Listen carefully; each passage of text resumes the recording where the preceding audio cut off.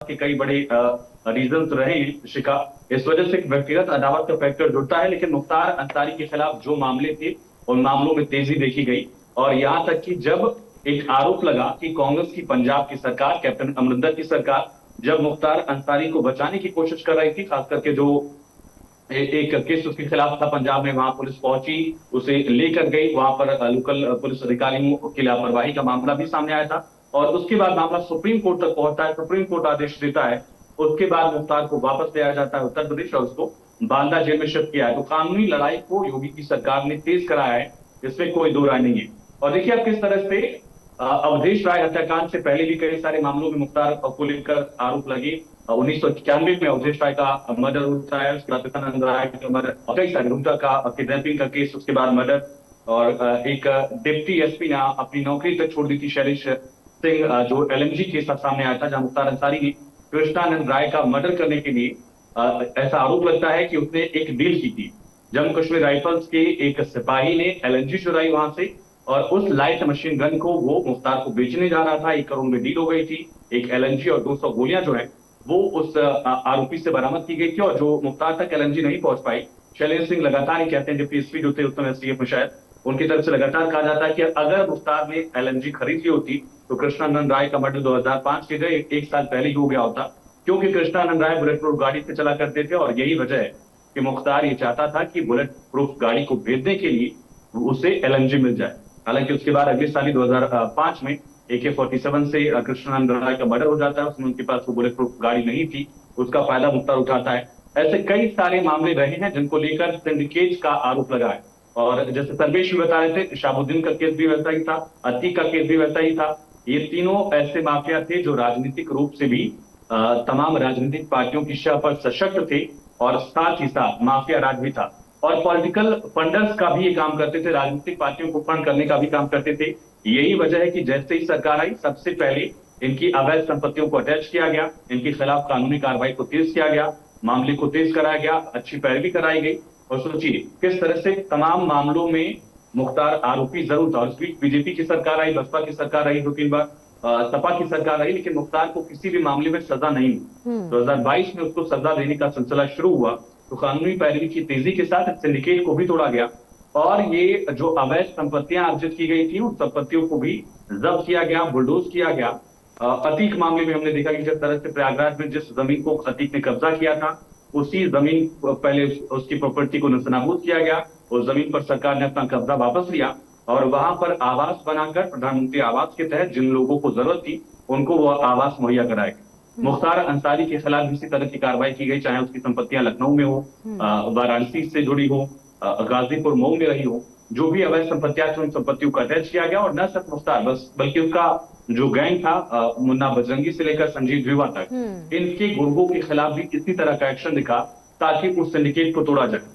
Bahujan Samaj party लगातार मुख्तार को ticket देती रही, सपा ने टिकट दिया, और राजनीतिक संरक्षण के आरोप लगे, जिसका जिक्र भी किया भी गया किस तरह से उत्तर प्रदेश के डीजीपी को मुख्तार ने किसी जमाने में एक लिस्ट जाकर दी थी तबादलों की, वो खुद जेल में था, और उसके बाद लिस्ट की तरफ से दी गई वो स्टोरी एक अखबार में कर दी थी। और उसके बाद आरोप लगा कि किस तरह से एक माफिया जो है वो डिसाइड कर रहा है कि उत्तर प्रदेश में किस अधिकारी की तैनाती कहाँ होगी, या उसके जिले में किस अधिकारी की तैनाती होगी। ये तमाम आरोप लगते रहे हैं। राजनीति और माफिया राज का जो कोलैबोरेशन रहा है उसको तोड़ने में काफी हद तक ये सरकार कामयाब रही है। और माना ये जा रहा है कि मुख्तार अंसारी के जाने के बाद ये आखिरी कील भी थी उस ताबूत में, जहां माफियाओं का एक संबंध राजनीतिक तौर पर रहा है, और उनका राजनीतिक इस्तेमाल भी लंबे वक्त तक किया गया। शिकार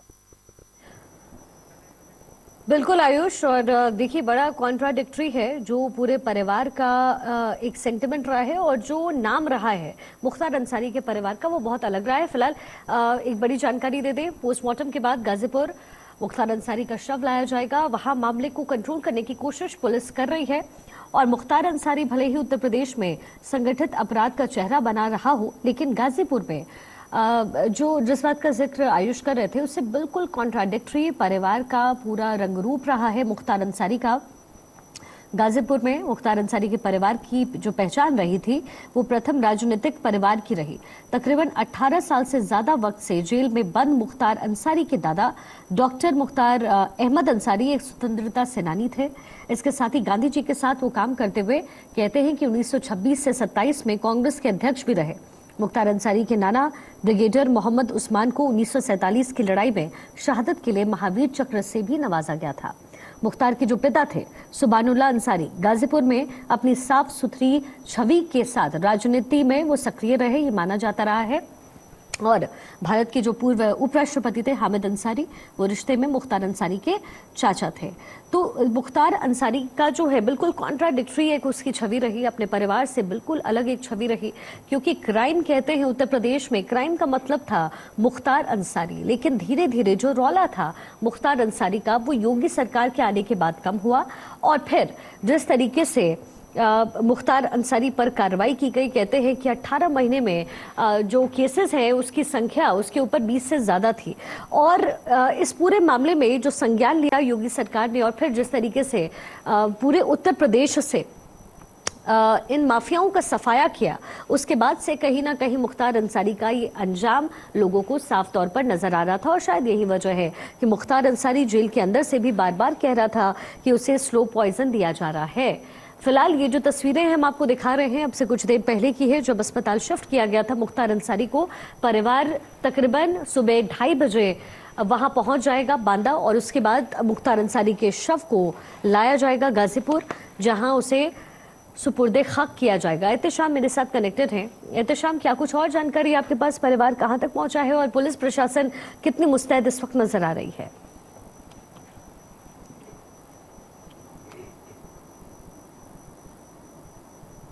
बांदा पहुंच जाएगा और उसके बाद डॉक्टरों की निगरानी में एक जो डॉक्टरों का पैनल बना है वो पोस्टमार्टम करेगा, और उसके बाद पोस्टमार्टम के बाद शव को गाजीपुर के लिए रवाना कर दिया जाएगा। क्योंकि प्रशासन की पूरी कोशिश है कि जो रूट तय किया गया है उस रूट पर जल्द से जल्द शव को निकाल दिया जाए, क्योंकि बांदा में सुबह होने की देर नहीं करना चाहता प्रशासन, क्योंकि स्थितियां बिगड़ सकती हैं। और ऐसे में जुमे की नमाज के बाद सुपुर्दे खाक करने की पूरी तैयारी है। जनाजे की नमाज होगी और जो उनके पारिवारिक कब्रिस्तान है वहां पे उनको दफनाया जाएगा।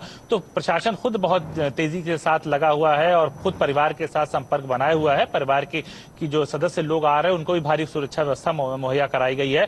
ये जानकारी मिल रही है कि तकरीबन 28 से 30 गाड़ियों का काफिला है और यहाँ से भी तकरीबन 2 दर्जन पुलिस सुरक्षा व्यवस्था की गाड़ी रखी गई है ताकि रूट्स क्लियर किया जाए। और एक रूट फाइनल किया गया है कि जितना जल्दी हो सकेगा पोस्टमार्टम होने के बाद शव गाजीपुर पहुंचेगा। वो क्योंकि रमजान है, रमजान में तमाम दिक्कतें होती हैं और ऐसे में जुमे की नमाज के बाद सुपुर्दे खाक कर दिया जाएगा। परिवार वालों ने भी प्रशासन से कहा कि अगर आप हमें सही गाइडलाइन दे देंगे और सही रास्ता बता देंगे, सही वक्त बता देंगे, तमाम हम अपने जानने वाले चाहने वाले जो जनाजे में आना चाहते हैं, जो मैयत में आना चाहते हैं, उनको सूचनाएं भेज सकते हैं।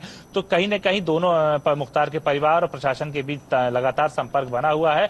अब परिवार का वहां पहुंचना बेहद जरूरी है क्योंकि उसकी निगरानी में पोस्टमार्टम होगा और सुपुर्द जो हैंडओवर होगी का शव वो किया जाएगा। उसके बाद शव पुलिस सुरक्षा व्यवस्था के बीच गाजीपुर लाया जाएगा जहां पर आगे की कार्रवाई की जाएगी। तो ऐसे में पूरी कोशिश की जा रही है कि रात में सुरक्षा व्यवस्था को सख्त किया जाए क्योंकि भारी संख्या में पुलिस फोर्स लगा दी गई है और तमाम लोगों से अपील किया जा गया है कि वो अपने घरों में रहे। बाहरी लोगों को कहीं जाने की इजाजत नहीं है। वाहनों की भी चेकिंग की जा रही, साथ में फोर्स भी सड़कों पर बढ़ा दी गई है। मुख्तार के परिवार के सिवा वहां किसी को जाने की इजाजत नहीं है। हाँ, मीडिया जरूर वहां पहुंच रहा है लेकिन जो और उनके रिश्तेदार हैं, जो उनके चाहने वाले, उनको भी जाने की इजाजत नहीं है क्योंकि किसी भी तरीके की भीड़ इकट्ठा नहीं होने देना चाहता। किसी तरह की कोई घटना, नारेबाजी या किसी तरह का जुलूस या किसी तरह का विरोध प्रदर्शन भी प्रशासन नहीं करने देना चाहता है। जी सर्वेश में हमारे साथ लगातार बने हुए हैं। सर्वेश, जो जिस तरह की स्थिति इस वक्त नजर आ रही है, अब से कुछ ही देर पहले हमने देखा कि बांदा में अस्पताल के बाहर पुलिस प्रशासन मौजूद थी और सर्वेश वहां पर मामले को कंट्रोल करने की कोशिश की जा रही है, लेकिन लोगों की जो भीड़ है वो वहां इकट्ठा हो रही है और काफी तेज वहां से आवाज भी आ रही थी। अब ऐसे में पुलिस के लिए चुनौती है इस पूरे मामले को कंट्रोल करना, कम से कम तब तक जब तक कि उसके शव को, और इनफैक्ट कह सकते हैं कि शव जब तक गाजीपुर पहुंच ना जाए। जी बिल्कुल, देखिए गुस्सा लोगों में जरूर होता है और वो दिख भी रहा है, गुस्सा लोगों में है, लेकिन जिस तरीके से एहतियाती कदम उठाए गए हैं प्रशासन की तरफ से, पुलिस की जिस तरीके से बंदोबस्ती की गई है, हर जिले को अलर्ट कर दिया गया है, तमाम जो अतिरिक्त फोर्सेज हैं वो उनको बुला लिया गया है, तो एक तरह से कहा जाए तो तमाम जो एहतियाती कदम है वो उठाए गए हैं। लोगों में गुस्सा है और गुस्से का प्रतिकार लोग कर रहे हैं, लेकिन जिस तरीके के इंतजाम है उसको देखकर ऐसा नहीं लगता कि बहुत कुछ होने वाला है, क्योंकि प्रशासन ने अपनी तरफ से पूरी तैयारी कर ली है। परिवार के लोग विश्वास में प्रशासन ले रखा है, परिवार के लोगों से लगातार प्रशासनिक संपर्क कायम है, जैसा कि एहतसाम बता रहे थे। तो ऐसी परिस्थिति में ऐसा नहीं लगता कि जब परिवार के लोग प्रशासन के साथ तालमेल बिठाकर चल रहे हैं तो कोई और अन्य समर्थक कोई कारस्तानी या कोई गुस्ताखी करने की कोशिश करेगा, क्योंकि जिस तरीके के हालात बने हुए, आचार संहिता लगी हुई है, 144 धारा लगा दी गई है, वैसी परिस्थिति में अगर कोई भी गुस्ताखी करता है तो प्रशासन उससे निपटने के लिए हर मुकम्मल इंतजाम करके बैठी हुई है। तो ऐसा नहीं लगता कि बहुत कुछ होने वाला है। लोगों का गुस्सा है जो जाहिर तौर पे दिख रहा है और वो क्षणिक गुस्सा है, क्योंकि मामला अभी ताजा है और जैसे ही पोस्टमार्टम हो जाएगा, परिवार वालों को शव सुपुर्द कर दिया जाएगा, उसके बाद शव को जब बांदा से गाजीपुर के लिए रवाना कर दिया जाएगा, उसके बाद गुस्सा धीरे धीरे बांदा में जो दिख रहा है वो शांत हो जाएगा। मोहम्मदाबाद की बात करें, जहां गाजीपुर में जहां की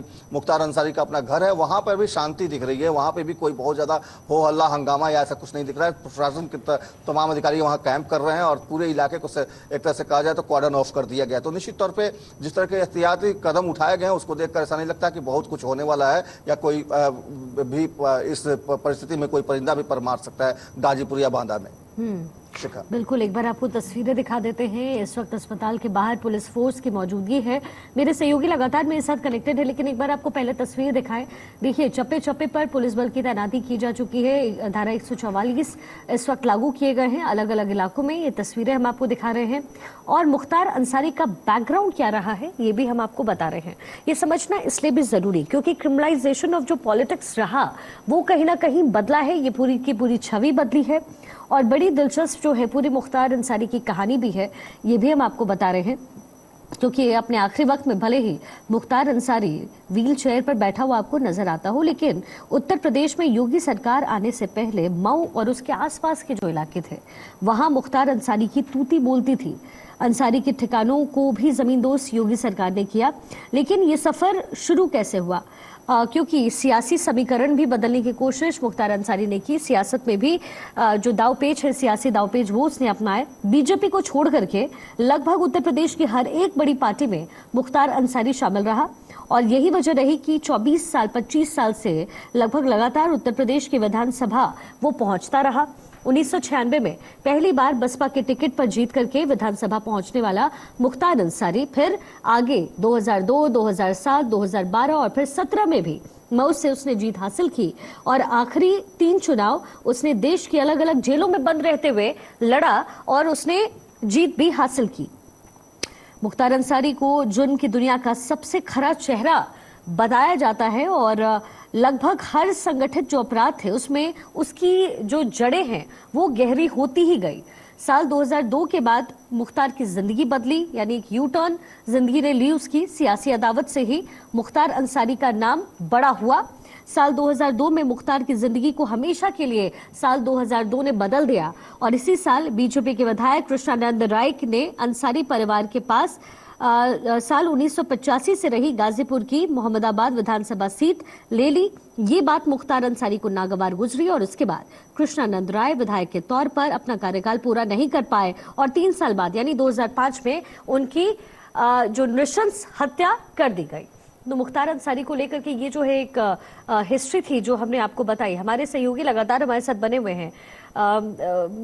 देखिए, जिस तरीके से जो तस्वीरें इस वक्त बांदा से भी मिल रही है, कहीं ना कहीं सुरक्षा के लिहाज से भी योगी सरकार के लिए एक बड़ी चुनौती है क्योंकि रमजान का पाक महीना इस वक्त चल रहा है।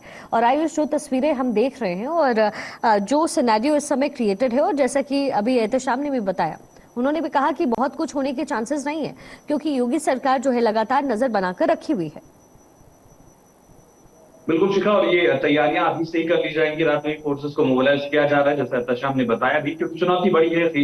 कल रमजान का जो शुक्रवार का दिन है, जुमे का दिन है, और ऐसे में जुमे की नमाज को लेकर माहौल खराब न हो, सुरक्षा व्यवस्था में कोई चूक न हो, ये योगी सरकार पहले अपने जो अनुभव रहे उनसे सबक लेते हुए इसको सख्त रखेगी। जैसा कि सीए प्रोटेस्ट और नुपुर शर्मा की टिप्पणी के बाद देखा गया था, कुछ शहरों में हिंसा हुई थी, प्रयागराज कानपुर में खास करके माहौल खराब करने का प्रयास किया गया था, उसको लेकर सरकार ने सख्ती बरती थी। लेकिन उस तरह की भी नौबत न आए, ये सरकार के सामने चुनौती है और यही वजह है कि देर रात इसको लेकर बैठक की गई। मुख्यमंत्री ने सख्त निर्देश दिए हैं कि सुरक्षा व्यवस्था में कोई भी कोताही ना बरती जाए और इसको लेकर लगातार अपील भी की जा रही है, चाहे वो बांदा की बात की जाए, मऊ में भी इसी तरह से सख्ती के साथ साथ गाजीपुर में लोगों से भी ये कहा गया है कि लोग बिना जरूरी घर के बाहर इकट्ठा ना हो।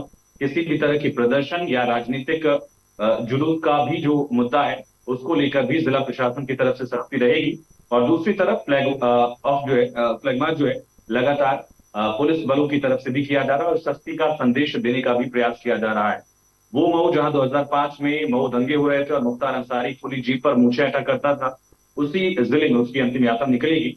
लेकिन ऐसे में लोग ज्यादा इकट्ठा ना हो और मुख्तार अंसारी के जो करीबी रिश्तेदार हैं उन्हीं तक ये संख्या सीमित रहे, ये प्रयास किया जाएगा। लेकिन जाहिर तौर पर उस मुख्तार की फैमिली का, जिसका जिक्र आपने किया, एक राजनीतिक विरासत उसके पास रही है और अकेले अगर मुख्तार को छोड़ दिया जाए तो बाकी लोगों पर आरोप जरूर है, लेकिन किसी मामले में उस तरह की सजा नहीं हुई जिस तरह के आपराधिक मामलों में मुख्तार खुद आरोपी था।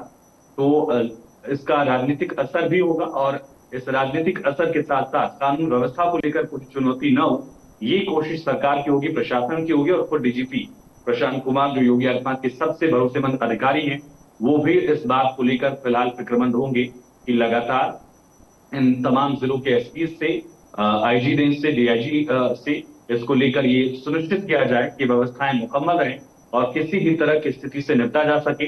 खास करके जब बांदा में पोस्टमार्टम मुख्तार का हो जाएगा, जो भी डॉक्टर्स के पैनल का गठन किया जाता है, वहां उनका परिवार पहुंचेगा और उसके बाद जब उसकी डेड बॉडी यहाँ मऊ ले आई जाएगी, उस वक्त व्यवस्था को लेकर कोई कोताही ना हो, ये सबसे बड़ा चैलेंज होगा। और यही वजह है कि इसकी मॉनिटरिंग लखनऊ से की जा रही होगी, क्योंकि मुख्तार अंसारी खुद भी राजनीतिक तौर पर सक्रिय था। उसके परिवार के तमाम, चाहे अफजाल की बात की जाए, शबीबुल्लाह की बात की जाए, अब्बास की बात की जाए, मुन्ना अंसारी विधायक उन्हीं के परिवार से 5-6 लोग ऐसे हैं जो लगातार राजनीतिक विरासत को आगे बढ़ाने की कोशिश करते रहे, पॉलिटिकली एक्टिव रहे। और मुख्तार खुद भी 2022 तक पॉलिटिकली एक्टिव था, वो खुद विधायक था। तो यही वजह है कि इसका असर देखा जा सकता है और इसको भुनाने की कोशिश न की जाए, साथ ही यहाँ माहौल खराब न हो, ये एक बहुत बड़ा चैलेंज है। और ऐसे वक्त में जब राज्य में चुनाव आयोग का एक तरह से शासन है, पूरा कंट्रोल जो है आयोग के पास है, इस वजह से भी पुलिस प्रशासन जो है, खास करके जो अधिकारी है, वो ये बिल्कुल नहीं चाहेंगे कि ऐसा। लेकिन आयुष, आपको पता है ये कहीं ना कहीं जो वक्त है ना वो बदला है, इसीलिए मैं कह रही हूँ, क्योंकि आप और हम और जो हमारे दोनों सहयोगी हैं, हम सब जानते हैं कि ये हिस्ट्री क्या रही है, भारत में पॉलिटिक्स कितना बदला है, ये भी हमने देखा है। आज जब इलेक्शन कमीशन चुनाव का ऐलान करता है तो वो कहता है कि भाई जो बागी हैं, और अभी मैं कुछ दिनों पहले आयुष देख भी रही थी, एक पूरा आंकड़ा था, उसमें साफ तौर पर नजर आ रहा था कि कितने बागी हैं जो संसद पहुंचे हैं। वही हाल विधानसभा का भी है, जाहिर है नंबर्स जो है और ज्यादा ही है। और हर एक पार्टी को ले लें, मैं हर एक पार्टी की बात कर रही हूँ, जो बागी नेता है वो संसद पहुंच जाते हैं। बहुत जरूरी है ये समझना कि बंदूक की नोक पर ये सांसद हो, ये जो विधायक हो, वो पहुंचते हैं, पहुंच तो जाते हैं, लेकिन वहां अगल बगल क्या हाल होता है, लोग कहीं ना कहीं हाशिए पर पहुंच जाते हैं। बिल्कुल शिखा, एडीआर की रिपोर्ट भी कहती है कि देश की संसद में 40% जो सांसद हैं उनके खिलाफ आपराधिक मामले हैं और सीरियस क्रिमिनल केसेस हैं। 25% सांसद ऐसे हैं कि हर 100 में से 25 सांसद के खिलाफ सीरियस आपराधिक मामले और 40 के खिलाफ क्रिमिनल केसेस दर्ज हैं। तो हमारे और आपके बीच से जो सांसद चुने जाते हैं, जो नेता चुने जाते हैं, उनके खिलाफ इस तरह के मामले होते हैं। और आयोग की भी कोशिश है कि इस तरह के आपराधिक मामलों वाली छवि को कम से कम जनता तक ये जानकारी हो।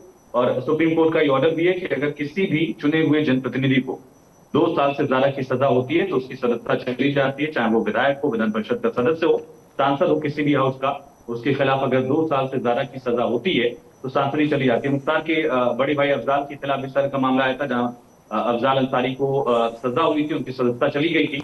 वो मामले में सुप्रीम कोर्ट पहुंचे थे, तब जाकर उनको राहत मिली थी और उनकी सदस्यता फिर से बहाल हुई थी। राहुल गांधी के खिलाफ हमने देखा किस तरह से उनकी सदस्यता चली गई थी, उस पर सुप्रीम कोर्ट ने रोक लगाई। कई सारे ऐसे मामले हैं जिनको लेकर सदस्यता जाती रही है और ये सख्ती वाला दौर आया है। इसके अलावा चुनाव आयोग ने भी इसको लेकर लोगों में जागरूकता का भी एक प्रयास किया है। एक ऐप लॉन्च किया गया था, नो योर कैंडिडेट KYC करके है, इसको डाउनलोड किया जा सकता है। वहां से जो एफिडेविट में जानकारी कोई भी कैंडिडेट देता है उसको भी कोई भी वोटर देख सकता है, जान सकता है कि उसके रीजन में, जो उसके कॉन्स्टिट्यूंसी में जो भी प्रत्याशी हैं, उनके खिलाफ कितने मामले हैं, कितना कर्ज है। ये एक जागरूकता वाला पहलू है। लेकिन एक कड़वी हकीकत ये भी है कि यही मुख्तार लगातार अपनी सीट से सांसद विधायक बनता रहा। वो लोकसभा का चुनाव लड़ा 2014 में, घोसी सीट से उसको शिकस्त मिली, लेकिन बसपा की टिकट पर 2017 का जो विधानसभा चुनाव था मऊ से वो जीता था। उसका बेटा इस वक्त विधायक अब्बास अंसारी उसी सीट पर फिर से चुना गया। तो ये एक कड़वी हकीकत भी है कि तमाम आरोपों के बावजूद जनता जानती भी है कि इनके खिलाफ किस तरह की सीरियस एलिगेशन हैं, क्रिमिनल कॉन्स्पिरेसी के केसेस हैं। इसके बावजूद जनता चुनकर भेजती रही है। ये कड़वी हकीकत है। शायद जनता को भी ये समझना होगा कि ये दौर जो है, इससे अब आगे बढ़ने की जरूरत है। बिल्कुल। और एडीआर की रिपोर्ट का आपने जिक्र किया, और ये रिपोर्ट जो है, अच्छी बात यह है कि आज के समय में जब सोशल प्लेटफॉर्म पर लोग एक्टिव रहते हैं, ये सारी खबरें जो होती हैं सामने होती है, और सोच समझ करके वोट करने की जरूरत भी है। अब चूंकि अब चुनाव नजदीक भी है, इसलिए भारत 24 भी अपील यही करता है। बहरहाल मुख्तार अंसारी अब इस दुनिया में नहीं रहा है, और एहतशाम सिद्दीकी हमारे साथ लगातार बने हुए हैं, सर्वेश में हमारे साथ बने हुए हैं। एहतशाम, कुछ और नया अपडेट जो आपके पास आया हो? गाजीपुर से जो जानकारी मिल रही कि मुख्तार के समर्थकों ने जमकर नारेबाजी किया है, वहां पे भीड़ ज्यादा इकट्ठा होने लगी है। पुलिस फोर्स वहां पे मौके पे मौजूद है। घर के परिवार के वरिष्ठ लोगों ने समझाया है, लोगों से गुजारिश किया है कि आप अपने अपने घरों पे चले जाइए, क्योंकि सुबह सहरी का वक्त होता है और आपको फिर से रोजा रखना है। और आप जैसे ही जनाजा गाजीपुर आएगा, आपको जनाजे की नमाज की इत्तला दी जाएगी। तो इस बात को लेकर लोग थोड़ा शांत हुए हैं और घर जाने का सिलसिला लगा हुआ है। लेकिन हम आपको बता दें कि रमजान में जो शहरी इलाका होता है, वहां पूरी रात जगा जाता है, क्योंकि इबादत होती है, तिलावत होती है, बाजार गुलजार हैं। अब ईद में भी ज्यादा वक्त नहीं है, ऐसे में खरीदारियां होती हैं। अगर हम लखनऊ से बात करें गाजीपुर तक की, लखनऊ में भी यही देखने को मिलता है, पूरी रात मार्केट खुली रहती है, खासतौर से मुस्लिम बाहुल्य इलाके में। तो गाजीपुर में भी जो सिटी इलाका है वो रात भर खुला रहता है।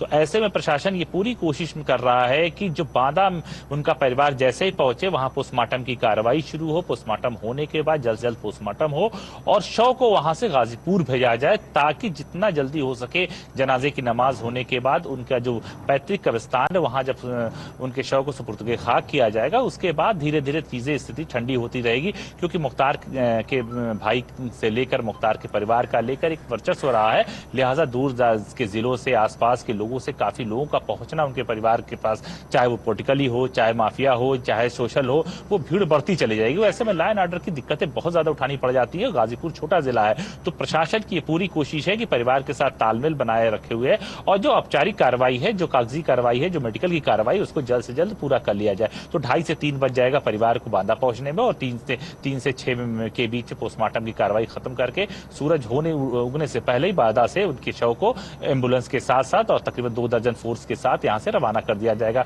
हर रूट्स को डिफाइन कर लिया गया, किस रूट से होकर जाना है, ताकि कहीं रास्ते में कोई दिक्कत का सामना न करना पड़े। हर जिले को अलर्ट कर दिया गया, और पूरी कोशिश ये है कि कल दोपहर जुमे की नमाज होने के बाद देर शाम तक उनको सुपुर्द खाक कर दिया जाए, और उसके बाद जो फातिया वगैरह की कार्रवाई वो होती रहे, लेकिन उनके घर के आसपास और अतिरिक्त जिलों की फोर्स तैनात रहेगी, और ये कार्रवाई 40 बजे तक जारी रहेगी। जी।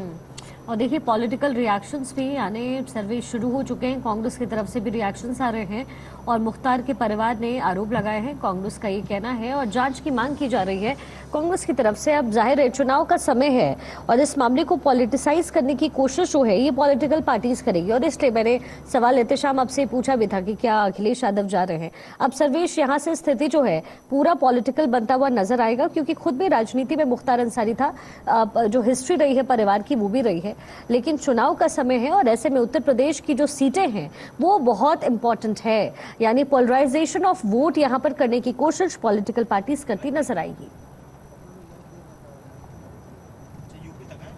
देखिए, निश्चित तौर पे, और एक बात और है कि राजनीतिक पार्टियां इसका फ़ायदा उठाने की कोशिश जरूर करेंगी। जो भी विपक्षी पार्टियां हैं वो सीधे तौर पे अगर कहा जाए तो इसका फ़ायदा उठाने की कोशिश करेंगे। लेकिन एक बात और है, मुख्तार अंसारी जीवित रहता तो वो उसके ऊपर इस तरह की भी आशंका जताई जा चुकी थी प्रशासनिक अधिकारियों की तरफ से कि वो चुनाव में गड़बड़ी कर सकता था, तो इसलिए भी उस पर खास निगरानी रखी जा रही थी और रखे जाने की बात कही जा रही थी। लेकिन अब चुनाव से पहले ही, वहाँ वोटिंग से पहले ही मुख्तार अंसारी मैं सरफराज अहमद वलीद पात्र, नगर निगम प्रयाग।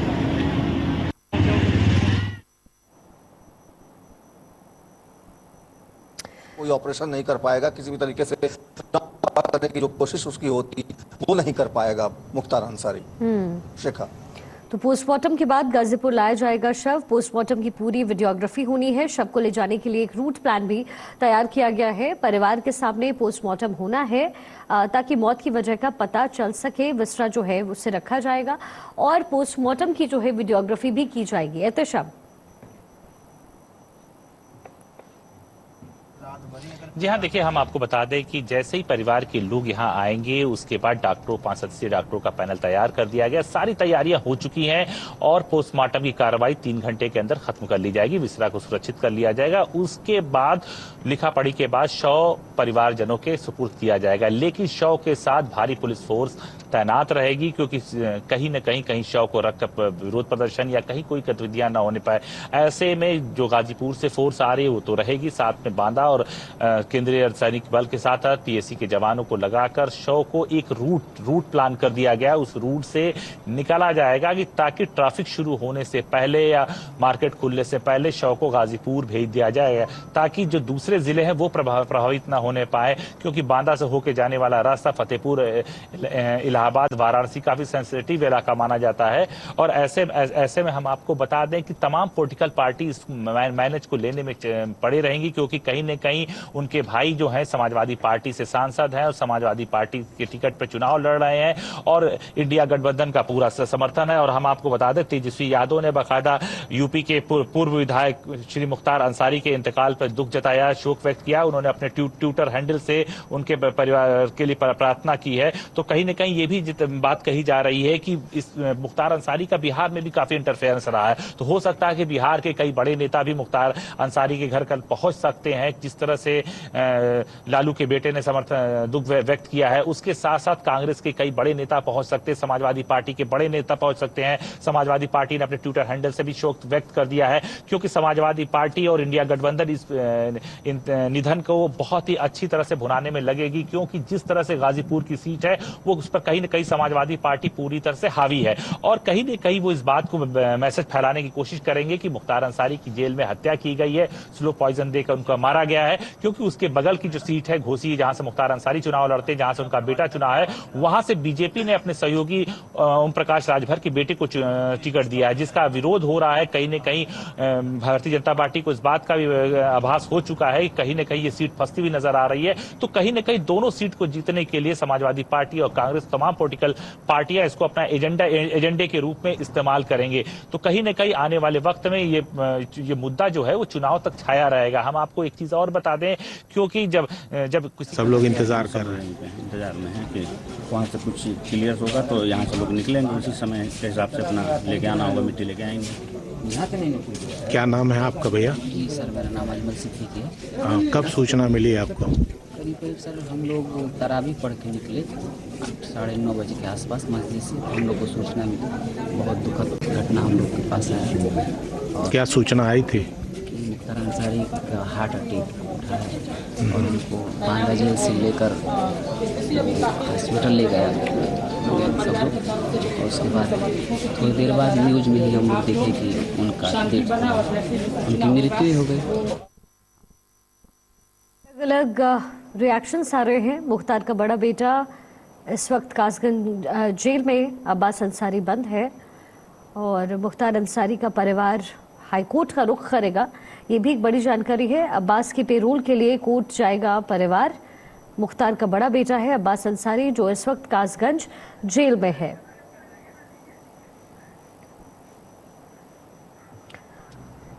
मुख्तार अंसारी का परिवार हाईकोर्ट जाएगा और अब्बास के पेरोल के लिए कोर्ट परिवार जाने वाला है। ये भी एक बड़ा अपडेट है। बड़ा बेटा है अब्बास अंसारी मुख्तार का, जो इस वक्त कासगंज जेल में बंद है। परिवार लगभग 2:30 बजे बांदा पहुंच जाएगा और परिवार मुख्तार अंसारी के शव को लेकर के फिर वहां से उनकी रवानगी हो जाएगी। ये तस्वीरें मुख्तार अंसारी की पूरी कहानी बयां करते हुए, और भारत 24 ने आपको वो इतिहास दिखाया जिसे पीड़ित परिवार याद करने से भी डरते हैं। लेकिन मुख्तार अंसारी का जो रौला था पूरे उत्तर प्रदेश में, और कहीं ना कहीं कनेक्शन जो है बिहार से भी था। वैसे में मुख्तार अंसारी नहीं रहा, उसकी मौत हो गई है और हार्ट अटैक की खबर मिली। लेकिन 2 दिन पहले कहा यह भी जा रहा था कि स्लो पॉइजन की बात खुद मुख्तार अंसारी कर रहा था। हालांकि जिस तरीके से योगी सरकार ने पूरी कार्रवाई की है मुख्तार अंसारी को लेकर के, और बड़ा मुश्किल था मुख्तार अंसारी को कब्जे में लाना, क्योंकि एक तो पॉलिटिकल प्रेशर और उसके ऊपर से राजनीतिक दबाव के साथ साथ जो समर्थक रहे हैं मुख्तार अंसारी के, वो बड़े पैमाने पर रहे हैं। ऐसे में मुख्तार अंसारी को कंट्रोल करना सरकार के लिए एक बड़ी चुनौती थी। आयुष लगातार हमारे साथ बने हुए हैं। आयुष, देखिए एक लंबा इतिहास रहा, उसका ही जिक्र मैं और आप भी कर रहे थे, और कम से कम सारे तमाम पॉलिटिकल पार्टीज के साथ कनेक्शन मुख्तार अंसारी का रहा, और बीजेपी को छोड़कर। लेकिन कहा जाता है कि मुख्तार अंसारी एक ऐसा व्यक्ति था जिसने लगभग जितने भी आसपास के इलाके थे वो उसके कंट्रोल में थे। उत्तर प्रदेश में जब भी माफियाओं का जिक्र होता था तो पहला नाम अगर होता था कोई तो मुख्तार अंसारी का होता था। बिल्कुल, एक संगठित गिरोह था और उसके पास मन्ना बजरंगी और संजीव जीवा जैसे 2 हैंड्स थे शिकार, जिसके जितना बड़ा गैंग जो है मुख्तार का था, उतना बड़ा शायद अतीक का भी गैंग नहीं था। उसके पीछे सबसे बड़ा रीजन यही था कि अतीक के भले D2 गैंग और दाऊद से संपर्क की बात कही जाती रही हो, लेकिन मुख्तार खुद एक शार्पशूटर था। मुख्तार को जो लोग जानते हैं वो बताते हैं कि मुख्तार की उसका निशाना कितना अचूक माना जाता था। अवधेश राय हत्याकांड की बात की जाए, कृष्ण राय हत्याकांड की बात की जाए, कई ऐसे मौके हैं जब आरोप लगे कि मुख्तार ने शूटर की वजह खुद ही दरअसल अटैक किया। यहाँ तक कि ऊसर चट्टी कांड जो ब्रजेश सिंह से उसकी एक अदावत का एक अध्याय है, ऊसर चट्टी कांड में जब मुख्तार अंसारी पर हमला हुआ, मुख्तार अंसारी के 1-2 साथी मारे गए, वहां पर कहा जाता है कि ब्रजेश सिंह पर मुख्तार ने बैक फायर किया और उस फायरिंग में मुख्तार की गोली से ब्रजेश सिंह घायल हुए। यहाँ तक कि उस वक्त अफवाह उड़ी कि ब्रजेश सिंह मारे गए मुख्तार की गोली से। बाद में हालांकि वो वापस आते हैं अचंभित करने के तरीके से, और उस मामले में मुख्तार पीड़ित के तौर पर और ब्रजेश सिंह आरोपी के तौर पर वो पूरा केस चला। तो मुख्तार इस वजह से बाकी जो माफिया हैं, चाहे खान मुबारक की बात की जाए, अतीक की बात की जाए, बदन सिंह बंदूक की बात की जाए, इन तमाम माफियाओं से अलग उसका सर और पर यही वजह था कि उसके पास खुद शार्प शूटर थे और खुद भी वो एक बड़ा शार्प शूटर था। इसके अलावा वो मुन्ना बजरंगी था, मुन्ना बजरंगी जिसने अपने पूरे जीवन काल में 50 से ज्यादा मदद की, ये आरोप लगता है। उसके खुद के संबंध मुन्ना बजरंगी की डी कंपनी से रहे। मुन्ना बजरंगी उत्तर प्रदेश में मदद करता था, महाराष्ट्र में मुंबई में उसको सेफ हेवन दिया जाता था, ये एक लंबे वक्त का आरोप लगा। और मुन्ना बजरंगी जो जौनपुर से आता था, उसका पूरा पूर्वांचल में एक असर था। मुख्तार का कोई भी काम करना होता था, मुन्ना बजरंगी सबसे पहला नाम उसमें था। और दूसरा नाम जो था वो संजीव जीवा का था, जिसकी पश्चिम उत्तर प्रदेश में अच्छी पकड़ थी। जाता था कि उसका एक सिंडिकेट पश्चिमी उत्तर प्रदेश में चलता है। यही वजह है कि पूरब से लेकर पश्चिम तक मुख्तार अंसारी के मामलों को लेकर ये दोनों जो है वो सिंडिकेट चलाते थे और ऑर्गेनाइज क्राइम करते थे। पूरा नेक्सस था और नेक्सस कैसा था आयुष, ये हम सब ने देखा है। एक बार फिर से जो डिटेल इन्फॉर्मेशन है वो दे देते हैं, उसके बाद एहतशाम और सर्वेश आपके पास में आऊंगी। देखिए एक अंपायर जो है वो खड़ा करने का काम मुख्तार अंसारी ने किया। कहते हैं कि एक जो परिवार रहा है मुख्तार अंसारी का, वो भी शुरुआत से ही राजनीति में रहा। मुख्तार अंसारी भले ही उत्तर प्रदेश में संगठित अपराध का एक चेहरा बना हो पीछे कुछ सालों में, लेकिन गाजीपुर में उसके परिवार को लोग मानते बहुत ज्यादा थे। उनकी जो पहचान थी वो प्रथम राजनीतिक परिवार के तौर पर थी, और तकरीबन 18 साल से ज्यादा वक्त से अब से पहले मुख्तार अंसारी जेल में बंद था और उसकी मौत हो गई है। फिलहाल हमारे साथ एहतशाम लगातार बने हुए। एहतशाम, क्या कुछ और जानकारी है आपके पास, क्योंकि कहा जा रहा है कि परिवार वाले लगभग 2:30 बजे वहां पहुंच जाएंगे।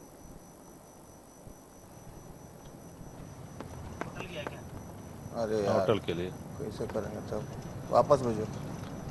अभी ये बंद कराएं कैमरा, तब तो गाड़ी भगवाएं हमसे।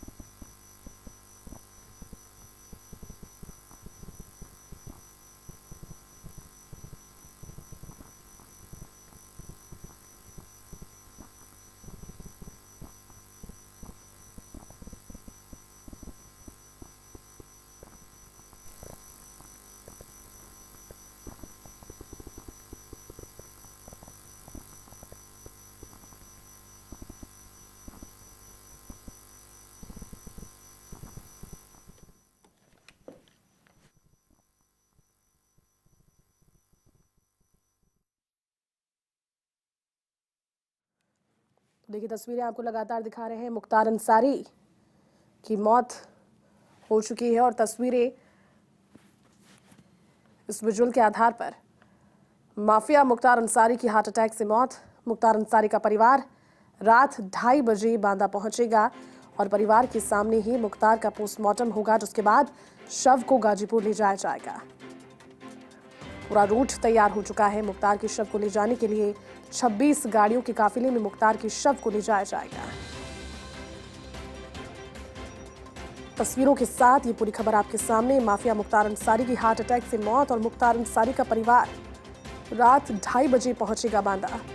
परिवार के सामने मुख्तार का पोस्टमार्टम होगा और पोस्टमार्टम के बाद शव को गाजीपुर ले जाया जाएगा। मुख्तार अंसारी जो कि मऊ से 5 बार विधायक रहा, लेकिन जिस तरह से जुर्म की दुनिया का भी एक बड़ा नाम, हालांकि बीते कुछ दिनों से जेल के अंदर तबीयत नासाज होने की बात उसने कही थी। मंगलवार को भी अस्पताल पहुंचाया गया था, लेकिन उसके बाद आज जब उसको अस्पताल लेकर पहुंचे तो फिर मौत की खबर सामने आई। ऐसे में रमजान के महीने को देखते हुए और ज्यादा सुरक्षा के इंतजाम किए गए हैं। से कुछ देर पहले की ये तस्वीर, जब देर रात मुख्तार अंसारी को अस्पताल में भर्ती करवाया गया और फिर कार्डियक अरेस्ट की बात सामने आई। हार्ट अटैक से मुख्तार अंसारी की मौत हो चुकी है। परिवार इस वक्त गाजीपुर से निकल चुका है। बांदा में परिवारजनों के सामने पोस्टमार्टम होगा। पोस्टमार्टम की वीडियो रिकॉर्डिंग होगी और फिर उसके शव को उसके पैतृक गांव, पैतृक घर ले जाया जाएगा। एक लंबा इतिहास जो भारत 24 ने आपको भी बताया और किस तरीके से जो दबदबा रहा है वो मुख्तार अंसारी का इलाके में रहा है। मुख्तार अंसारी भले ही उत्तर प्रदेश में एक संगठित अपराध का चेहरा बना हो, लेकिन गाजीपुर में जो उसका परिवार रहा उसकी पहचान एक राजनीतिक परिवार के तौर पर रही है। और लंबे समय तक जेल में रहने के बाद मुख्तार अंसारी की आज मौत हो गई है। कार्डियक अरेस्ट की बात सामने आई है। आपको बता दें, मुख्तार के पिता सुभानुल्लाह अंसारी गाजीपुर में अपनी साफ सुथरी छवि के लिए जाने जाते थे और राजनीति में सक्रिय थे। और इसके साथ ही मुख्तार अंसारी की कहानी जो है अपने परिवार से हमेशा बिल्कुल अलग रही है। जुर्म की दुनिया में उसने जिस तरीके से अपने कदम बढ़ाए, उसके बाद वापस साफ सुथरी छवि में लौटना मुख्तार अंसारी के लिए मुश्किल हो गया। 1996 में मुख्तार अंसारी पहली बार विधायक बना। बीजेपी को छोड़ करके उत्तर प्रदेश की हर बड़ी पार्टी में वो शामिल रहा और यही वजह है कि 24 साल से लगातार उत्तर प्रदेश की विधानसभा वो पहुंचता रहा।